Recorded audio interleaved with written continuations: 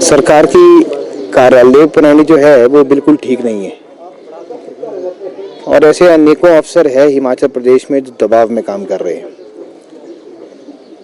अगर आप गलत को ठीक कराने का प्रयास करेंगे तो कोई अफसर शायद ना करे, पर उसमें पहले बद्दी के जब एसपी लगे तब भी वो विषय काफ़ी चर्चा में आया था और काफ़ी दबाव के बाद एसपी लगे थे। और अभी एसपी की तरफ से भी कोई टिप्पणी नहीं आई है कि वो छुट्टी पे गए हैं या उनका ट्रांसफ़र किया गया है। और सरकार के मुख्य प्रवक्ता नरेश चौहान जी भी इस मुद्दे पे चुप है, तो भारतीय जनता पार्टी भी इस मुद्दे पे कुछ कहना नहीं चाहेगी।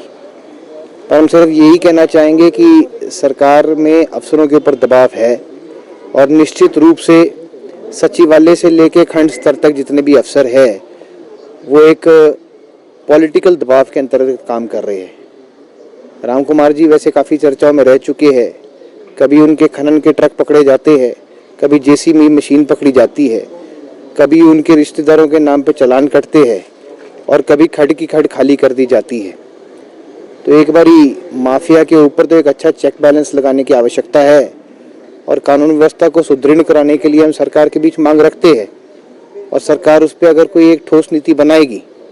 और इस प्रकार के जितने भी कानून व्यवस्था से जुड़े मामले सामने आएंगे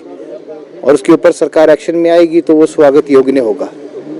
पर ऐसा कुछ दिख नहीं रहा है। सरकार केवल मात्र गिरती दिखाई दे रही है, चाहे वो उनके कार्यप्रणाली के हिसाब से हो, चाहे विधायकों की संख्या के हिसाब से हो। देखिए, जांच जो है वो कांग्रेस सरकार के खून में है और जिस प्रकार ये जांच जो है समोसे पे भी बिठा देते हैं, अब जो है जनमंच की रोटियों पे भी बिठाना चाहते हैं, तो केवल मात्र खान पान की राजनीति से उभर के आई है। पर जब आप लांछन लगाना शुरू करते हैं और उनके बड़े बड़े मंत्री नेता, अब तो खैर सो कॉल्ड प्रवक्ता भी आए थे जो कि अब प्रवक्ता नहीं रहे क्योंकि कार्यकारिणी तो भंग भी होगी है, पर प्रवक्ता बनकर वो एक बयान देके गए थे। पर हम इनसे पूछना चाहेंगे कि अगर आपको जनमंच में 6 करोड़ की रोटियां दिख रही है और वो जनमंच प्रोग्राम जहां 12 जिलों में मंत्री और प्रशासन जाता है और जाकर जो वो जनता की समस्याओं का समाधान करता है, जहां करोड़ों के हिसाब से समस्याओं का समाधान हुआ था, तो वहां पर अगर किसी ने रोटियां खाली हो तो उससे आपके क्या पेट में दर्द है। हम तो तब पूछना चाहेंगे कि जब वर्तमान मुख्यमंत्री सुखविंदर सिंह सुक्खू जी मुख्यमंत्री बने थे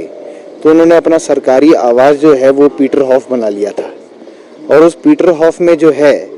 वहाँ पर वो रहते थे, रिहाइश था और ओक ओवर जो है वहाँ पर उधर काम चल रहा था। तो उस समय HPTDC के जो परांठे हैं वो बड़ी चर्चा में थे और जो परांठे हैं वो करोड़ों के हिसाब से खाए गए और उसकी जो संख्या है वो तो लगभग जो है वो 10 करोड़ के आसपास की ही बताई जा रही है।